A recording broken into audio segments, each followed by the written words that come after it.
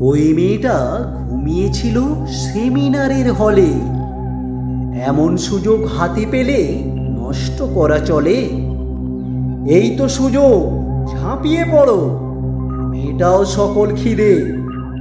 চিন্তা কিসে? সামলে নেব মোটা টাকায় বিধে।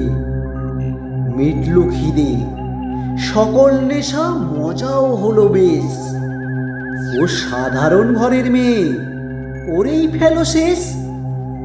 থাকলো মেয়ের দেহখানা নিথর ভাবে পড়ে। বাধ্য চাকর করলো চুরি, প্রমাণ লোপাট করে।